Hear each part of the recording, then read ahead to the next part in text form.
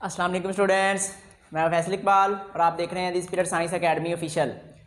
Students, हमने second year mathematics का chapter number 1 functions, limits and continuity start किया हुआ था, जिसका हमने फंक्शंस को बड़ी कामयाबी के साथ हमने वाइंड अप किया है। आज हम उसके सेकंड टॉपिक की तरफ चलेंगे, जिसका नाम होगा लिमिट्स।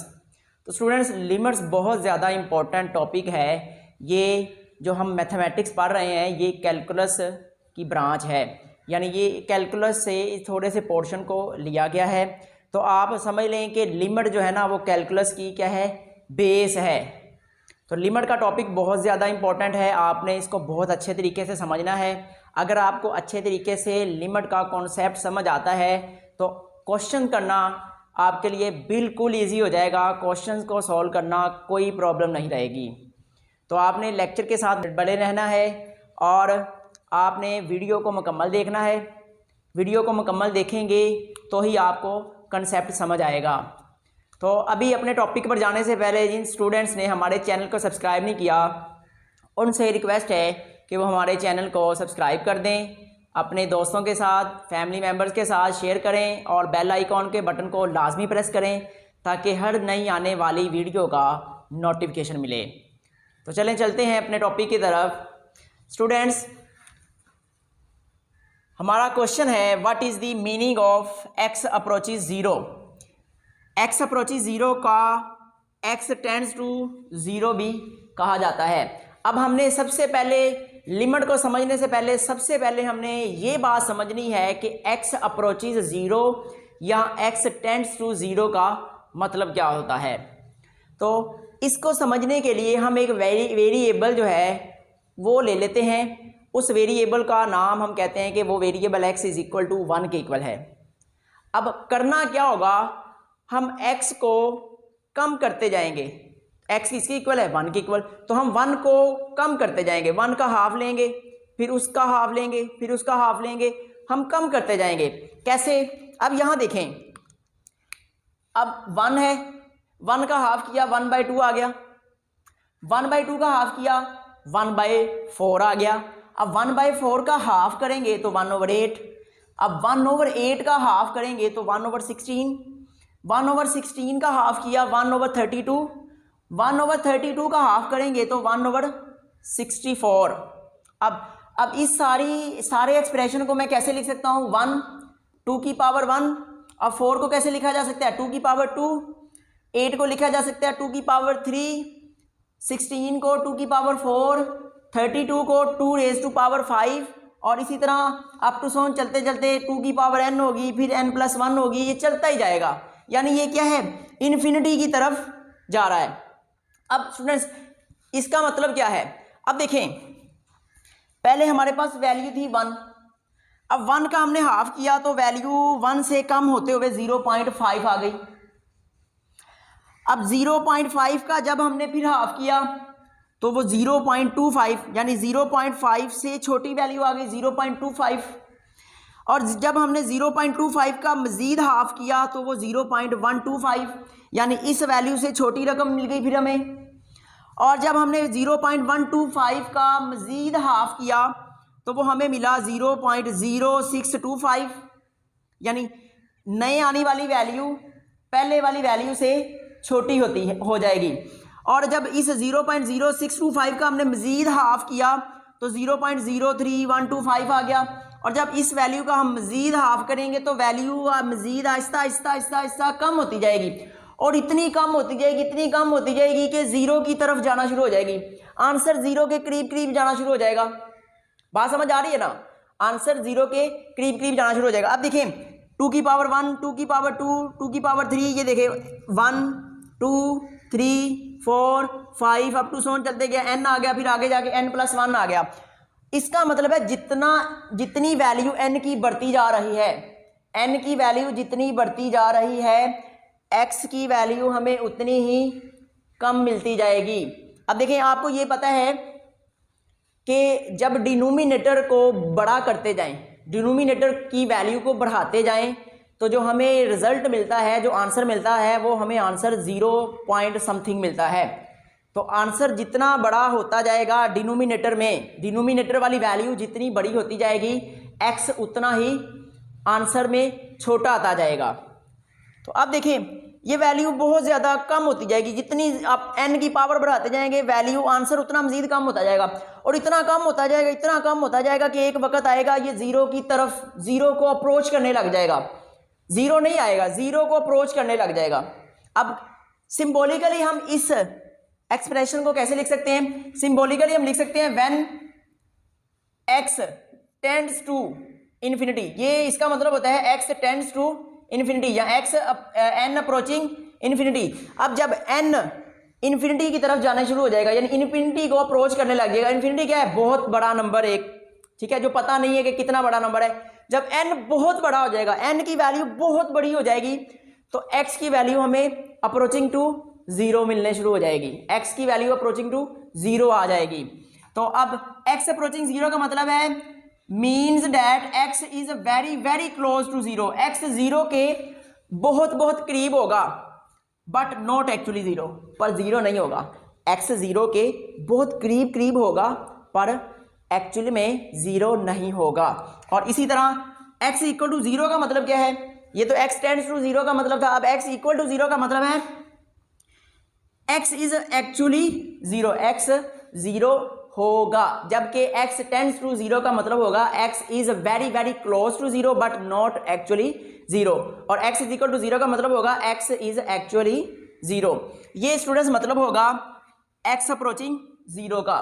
जब भी डिनोमिनेटर में वैल्यू बहुत बड़ी होती चली जाएगी तो x टेंड्स करता जाएगा, x टेंड्स टू जीरो होता जाएगा, x जीरो की तरफ जाना शुरू हो जाएगा। अब इसी तरह जैसे हमने पढ़ा है x अप्रोचिज जीरो, इसी तरह हम पढ़ेंगे x अप्रोचिज इन्फिनिटी।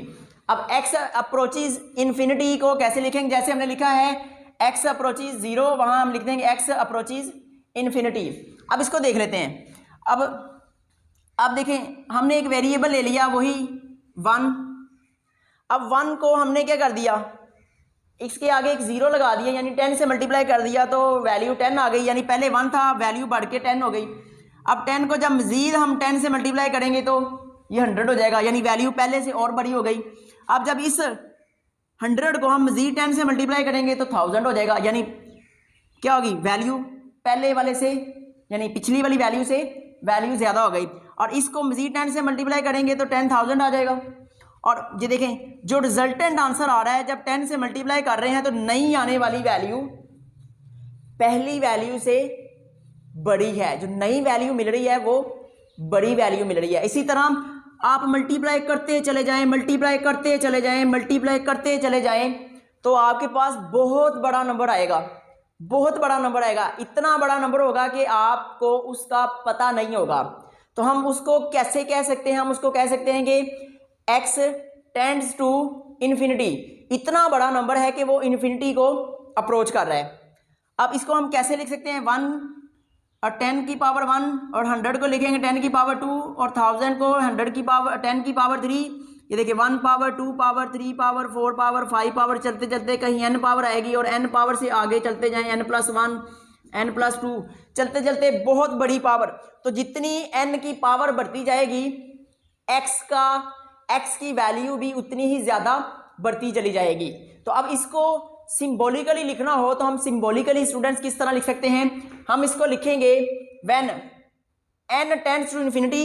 जब ये n इन्फिनिटी की तरफ जाता जाएगा, जब ये n इन्फिनिटी की तरफ जाएगा, then x also tends to infinity. तो x का आंसर हमें उतना ही बड़ा मिलना है, जितनी n की वैल्यू ज़्यादा होती जाएगी x हमें उतना ही ज़्यादा मिलेगा। तो अगर n बहुत बड़ा हो गया है तो x की वैल्यू भी बहुत बड़ी हो जाएगी, यानी अप्रोचेस टू इन्फिनिटी हो जाएगी। तो हम इसको सिंबॉलिकली लिखेंगे when n approaches infinity then x also approaches to infinity.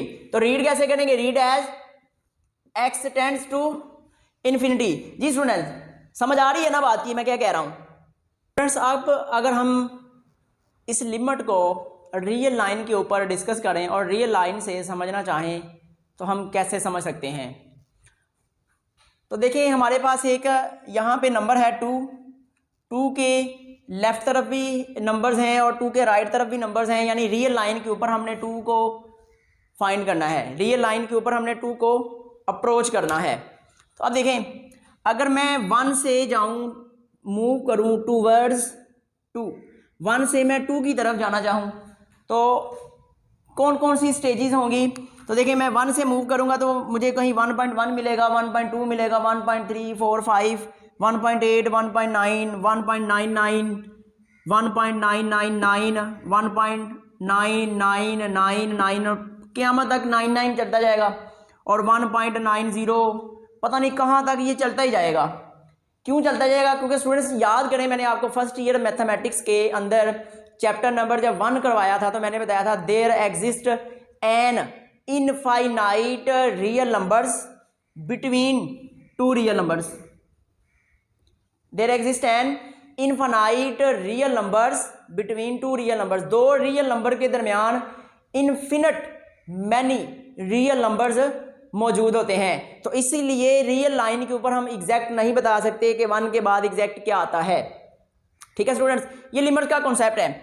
अब देखें, अब अगर मैं 3 से मूव करूं 2 की तरफ तो मैं 2 के करीब करीब चलता जा रहा हूं, जितना हो सकेगा मैं 2 के करीब चला जाऊंगा, पर मुझे 2 नहीं मिलेगा। और इसी तरह अगर 3 से बैकअप आया जाए, बैक पे आ जाए 2 की तरफ, तो मुझे 2 पॉइंट ये मिलेगा 2.9, 2.8, 2.5, 2.4, 2.2, 2.1 करते करते करते करते तो देखें 2.0001, 2.000011 क़यामत तक ये चलता जाएगा। और क्या होगा कि एग्जैक्ट 2 नहीं मिलेगा। क्यों नहीं मिलेगा? कॉन्सेप्ट वही वाला, there exist an infinite real numbers between 2 real numbers.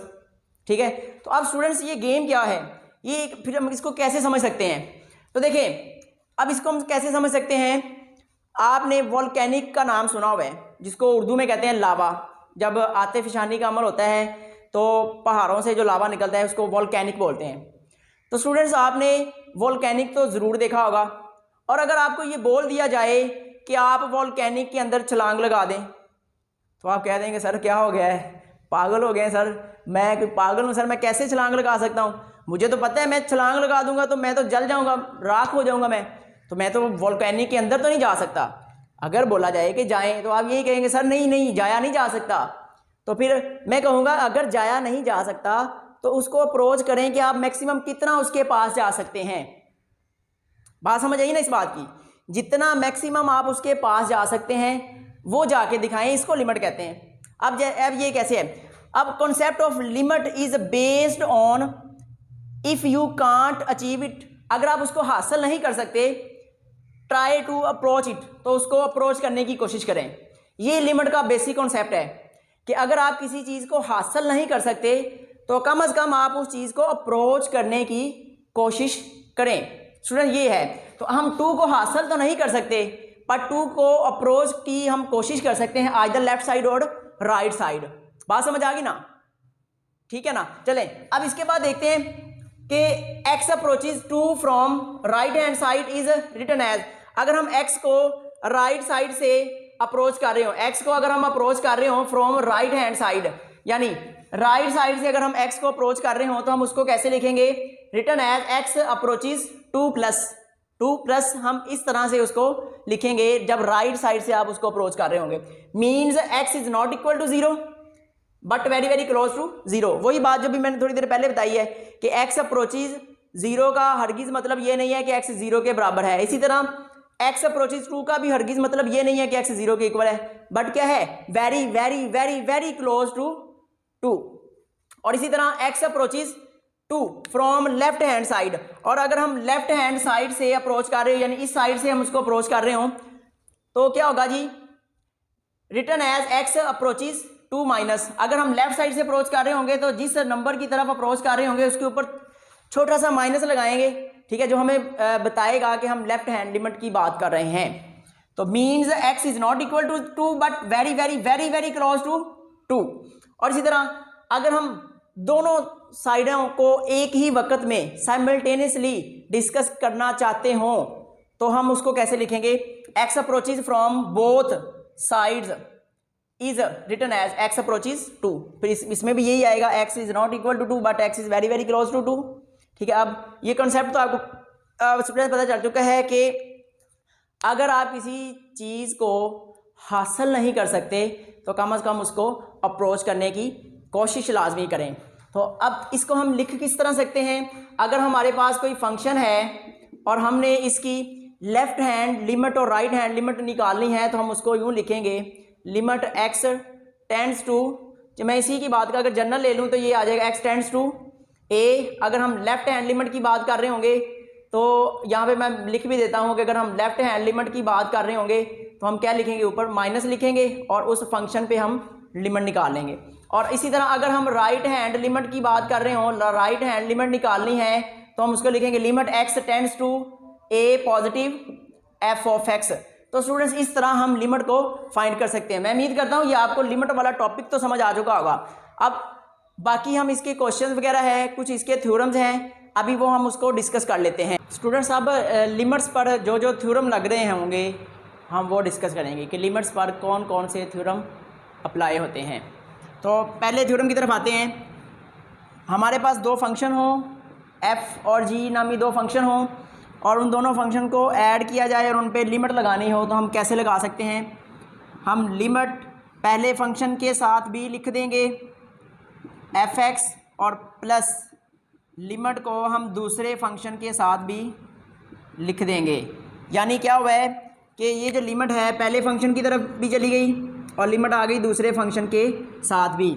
इसी तरह जब माइनस के केस में बात करेंगे तो लिमिट पहले फंक्शन की तरफ भी आ जाएगी और दूसरे फंक्शन के साथ भी लिखी जाएगी। तो हम इसको किस तरह लिख सकते हैं, limit x approaches a f(x) minus limit x approaches a g(x)।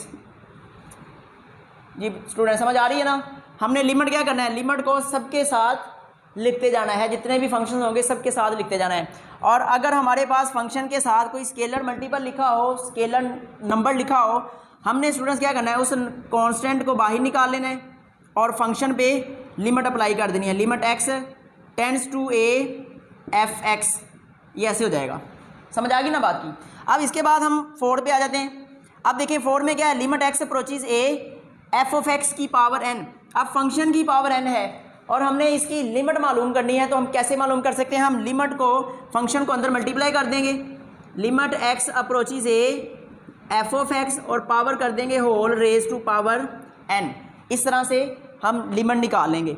इसी तरह अब थ्योरम नंबर 5, इसमें दो फंक्शन हैं मल्टीप्लाई हो रहे हैं और इनकी लिमिट फाइंड करनी है। तो लिमिट स्टूडेंट्स दोनों फंक्शंस को हम दोनों लिमिट्स के साथ मल्टीप्लाई कर देंगे, दो लिमिट्स को दोनों फंक्शंस के साथ मल्टीप्लाई कर देंगे। तो ये आ जाएगा f(x) multiply by limit x approaches a g(x)। और इसी तरह अगर हमारे पास p/q फॉर्म में फंक्शन लिखे हों दो, उन दोनों फंक्शन को क्या करेंगे, ऊपर वाले लिमिट की जो फंक्शन की लिमिट है ऊपर कर देंगे और नीचे वाले फंक्शन की लिमिट हम नीचे कर देंगे। यानी न्यूमिनेटर को लैदा कर देंगे लिमिट साथ और डिनोमिनेटर को लैदा कर देंगे लिमिट के साथ। Divided by limit x approaches a function g(x)। तो स्टूडेंट्स ये हमारे पास लिमिट्स के 6 थ्योरम्स हैं। इन 6 थ्योरम्स को हम यूज़ करेंगे एक्सरसाइज 1.3 के अंदर और हम अपनी एक्सरसाइज 1.3 का क्वेश्चन नंबर 1 इन्हीं 6 थ्योरम्स की बेस पे हो जाएगा। क्वेश्चन नंबर 1 डिस्कस कर लेते हैं। Evaluate each limit by using theorems of limits. Limits के थ्योरम को हमने यूज़ करना है और लिमिट्स के थ्योरम को यूज़ करते हुए स्टूडेंट्स हमने लिमिट की वैल्यू फाइंड करनी है। तो अब क्वेश्चन नंबर 1 और 2 ये दोनों एक जैसे हैं, तो मैं इसका पार्ट नंबर 2 आपको करवा दूंगा, बाकी आपने पार्ट 1 खुद ही देख लेना है।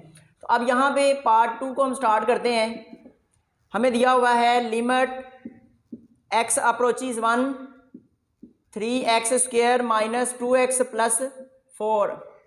अब स्टूडेंट देखें यहाँ पे कौन सा थ्योरम लग रहा है, थ्योरम नंबर 1 अप्लाई हो रहा है। थ्योरम नंबर 1 को हम अप्लाई करेंगे तो करेंगे क्या, लिमिट को हम तमाम सारी टर्म्स के साथ मल्टीप्लाई करते जाएंगे। तो ये आ जाएगा minus limit x approaches 1 2x plus limit x approaches 1 into 4।